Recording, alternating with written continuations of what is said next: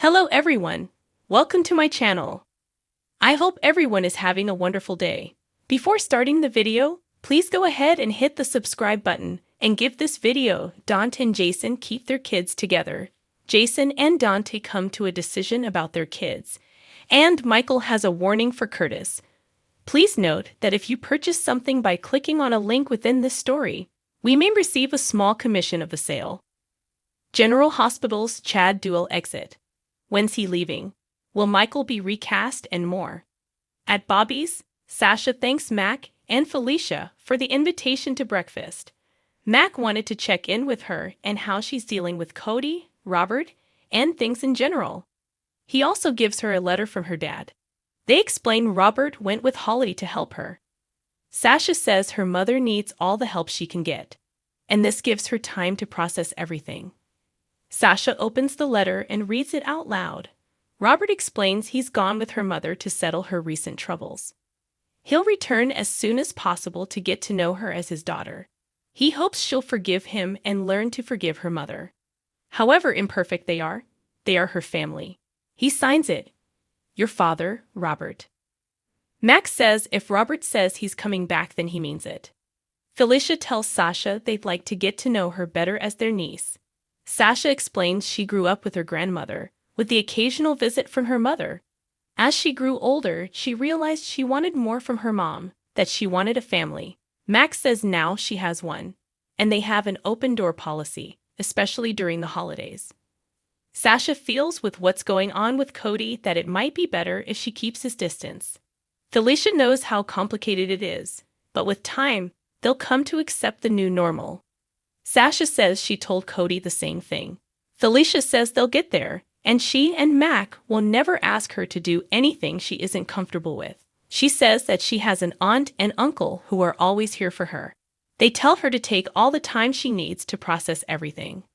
More, looking back at Luke Spencer's life, Sasha thanks them, but worries she won't be the niece they expect. Felicia says they consider Holly family, so they can roll with the surprises. Sasha's never had a family like this before. Felicia says she does now. And they aren't going anywhere. Sasha heads out after breakfast and takes a pregnancy test kit out of her purse. More. General Hospital alum checks into Grey's Anatomy.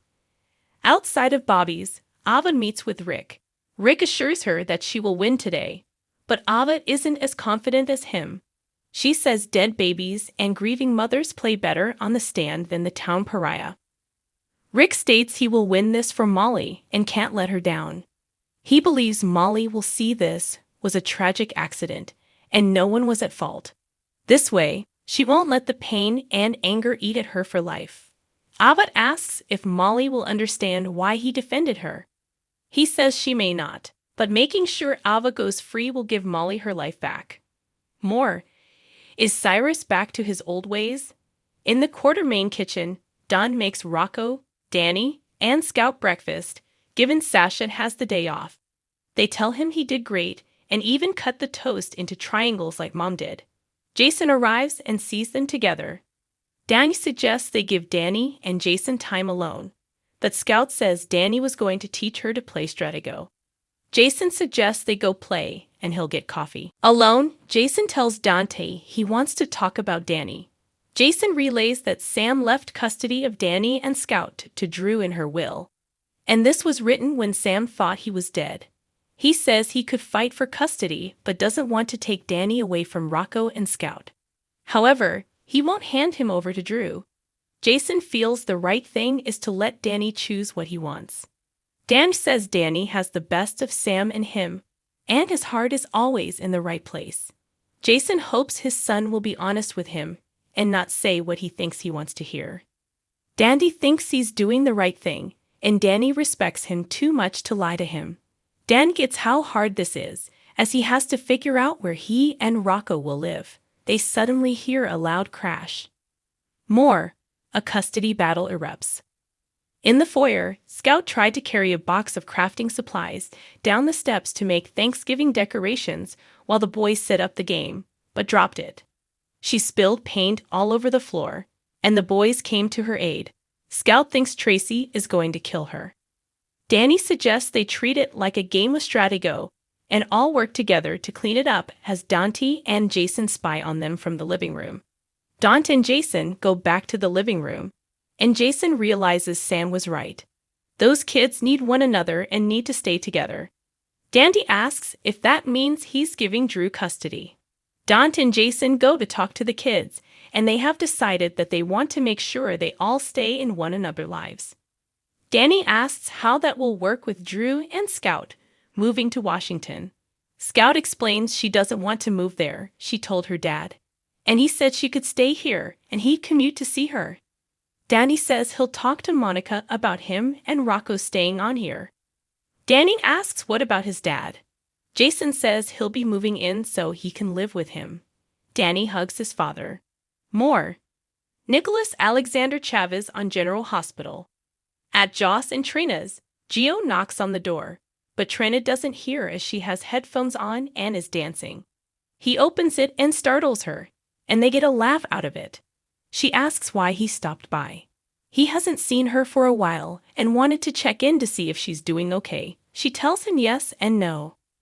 Trina says she enjoys her classes, and they are going well. He likes her optimism.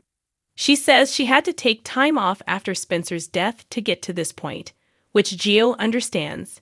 He asks what the not-so-good part is. She says it's Ava's trial today, and she has to testify. Gio says he does too. They discuss the trial, and Trina worries she'll make Ava look guilty.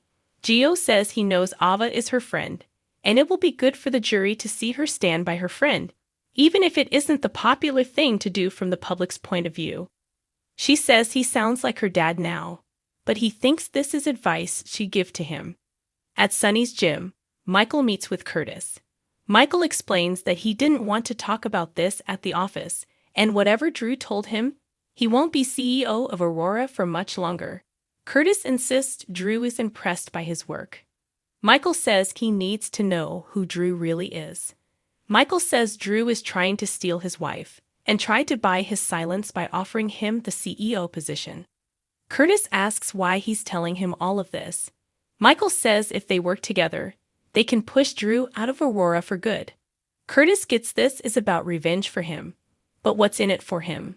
Michael says he'll get the title of CEO. Michael says Drew would never fire Curtis because he made the wellness division a success, but he'll never make him the CEO, even if Michael turns Drew's offer down. He feels they are in a similar situation, and they can't let Drew get away with this. Curtis says he won't turn on his friend based on Michael's hunch. But if Drew gives the CEO position to someone else, then they'll talk. However, he warns Michael that operating out of revenge is dangerous. Michael will expect his call and hopes it's not too late when Curtis finally sees Drew for who he is. Curtis assures him that he has his eyes open. Watch GH on Hulu $7.99. Buy now. At the hospital, Stella is surprised to see TJ at work and not at the trial. He is still grieving, and the trial is not where he needs to be.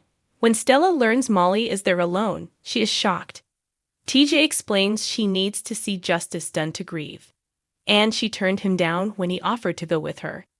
That concerns Stella, and she knows it will be painful for him, but Molly will meet him there today. Christina and Molly meet at the courthouse. Molly finds Christina calm and collected. Christina is determined to get justice for their daughter by putting Ava away for good. Molly says it might not be that easy, but Christina is prepared and has practiced. She also knows all her dad's tricks thanks to their mom. Molly says not all of them, and reveals her father has called her to testify for Ava. Christina says she wasn't there, so why is Rick calling her? Molly says her dad is going to likely ask her about her sister, her past, and her sometimes erratic behavior. Christina tells her that she has to do whatever it takes on the stand to get Ava convicted. Molly won't lie, but Christina says she can finesse the truth, be subtle. Molly fears her dad will get her to say what he wants her to. Christina believes in her as they are the last of the Davis women, and they have to win for their baby girl. Molly says her sister is right, and she'll give as good as her father does. Christina and Molly are on board with getting justice for their daughter. Christina says Mom will be here soon and asks when TJ will arrive. Molly explains she told him he doesn't have to be here to relive their baby's death. Suddenly, TJ arrives and Molly smiles at him. She asks if he really wants to be here. He says whatever happens, they are facing this together. Suddenly, Rick and Ovid enter, and everyone stares at one another. Rick pulls Molly out of the courtroom to explain why he called her as a witness.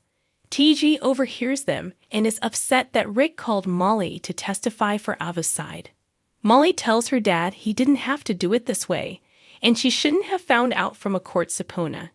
She and TJ walk back into court, where Christina is giving Ava the eye. Next on General Hospital, Ava's trial begins, and Cyrus tells an unconscious Lulu that he's taken care of everything.